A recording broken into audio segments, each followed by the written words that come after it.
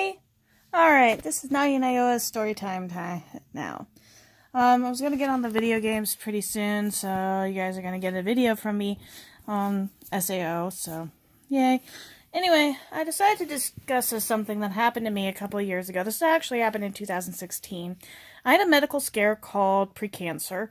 If anyone knows what cervix cancer is, this was a preventive surgery, and what happened, and this upset me quite a bit, is I had a friend. I'm not going to give his name out. That's just not cool. Because every time I see him at a convention, I just turn around and walk the other direction. It's just, he upset me quite a bit. His name was, well, again, I'm not going to give his name. I'll just call him N. N was a very, I was very empathetic to him because he had cancer. What kind of cancer, I don't really know. He never really talked about it very much. He just said that, yeah, he got diagnosed with cancer, and I was, sympathetic. And when my medical stuff started coming up, I really didn't say much about it. But when I actually told people I was going through it, you'd think he'd actually understand. After a day after my surgery, okay, I went online. I had just come down from the medication, and yeah, this was my second surgery on it, because the first one didn't take all of the didn't take all of it, so I had to go through a laser. So I sat there and I typed out something, because if it wasn't for a certain medical thing, I wouldn't have been able to afford it. And I was very thankful that the surgery was, well, paid for. So anyway, I'm about 20% sure that my friends were very supportive. Actually, a lot of my friends were very supportive. They were talking to me, asking me questions, I answered. And then this happened. N comes on, and he starts accusing me of shit. He starts accusing, like, okay, I was empathetic to his cancer story, his cancer life. I was never judgmental, I was never rude to him. And then this drops the bombshell on me. Apparently, to him, I'm lying. I went through 2 surgeries. I kept it to myself. I didn't really talk much about it because I really didn't want to talk about it. It was something for me, and I didn't ask for money. I didn't ask for help. And he said what I did was cosmetic.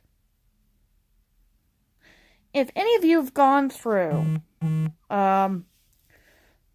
this kind of surgery, it's not cosmetic. You're pretty much playing James Bond, lying on a table and having a laser pointed up your crotch. Okay? That's pretty much what it is. And it's not cosmetic. It hurts afterward, because you're lying there after the surgery crying your eyes out, and you have a week off from work, and then another week you go back and you're on restriction, and then you get all these. I was sympathetic to his situation.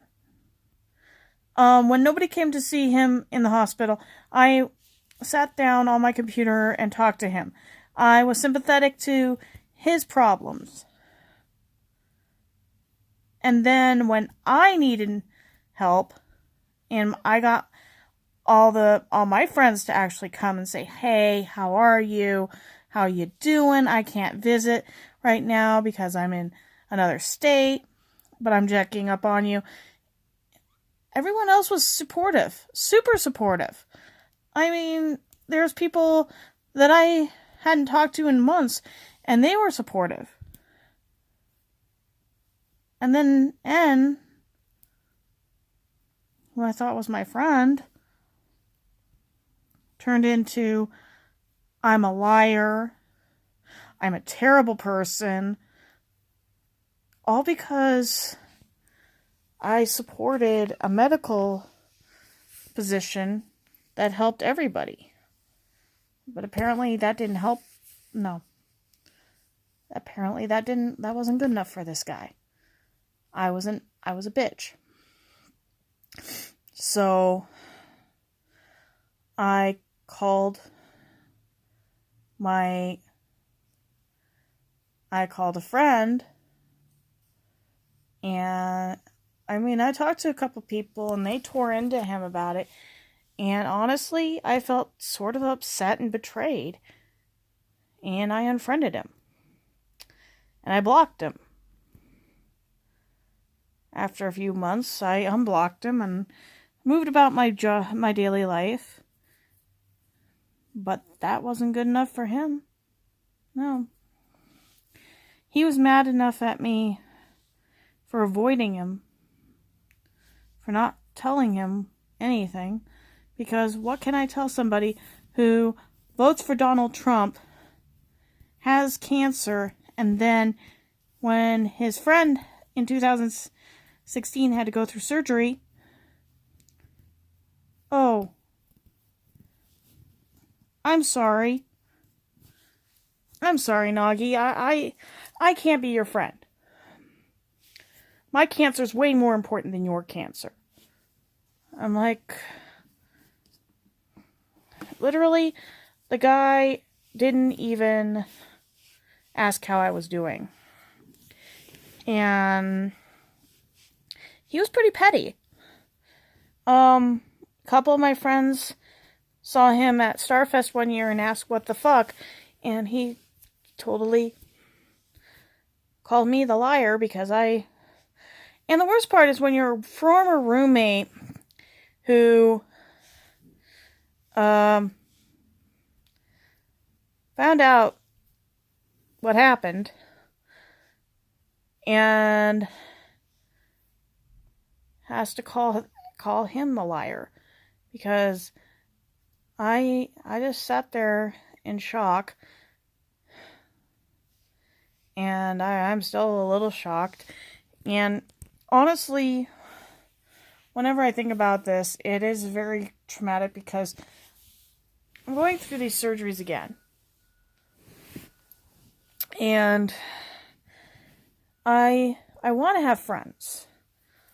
I'm going through cataract surgery on my right eye, coming up on the 20th of December. I am going through another surgery in January, which is a little more intensive. That one has me laid up. The cataract surgery doesn't really have me laid up for any much longer. But Lee and I, my fiance and I, are pretty much to the point where I would love to have friends again at times, but I am to the point where I am so tired of having friends who throw me away when it's convenient. I mean, have any of you ever had what's called the throwaway friend syndrome? Basically, they throw you away when they're done with you. Yeah. I'm a throwaway. I'm what they call a throwaway friend. So, yeah. So anyway, I wanted to ask that question. I've been asking that question for years as to why was I treated like that? And it still irks me. And I wish I could understand it. But I can't.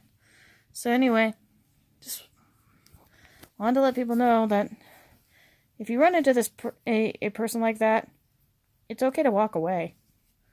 It's okay to just say bye. So, anyway, talk to you later.